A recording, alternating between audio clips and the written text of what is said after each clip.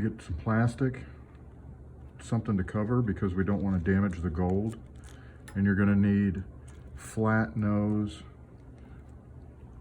pliers, and you don't want ridges in here. That's going to mar up your gold. So we've got the plastic to already try and protect it. But if you've got a needle nose or something like that and it's got a bunch of teeth, that's only going to indent the gold. So we don't want to do any damage to it. So we've got the plastic over it, and all we're going to do is put a pair of pliers on each side. So you're going to need 2 pair of pliers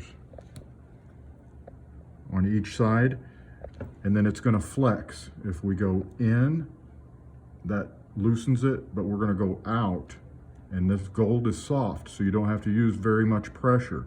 And really it should be done by a jeweler, and if you've got one local that you trust, this is how it's done. But you'll flex out.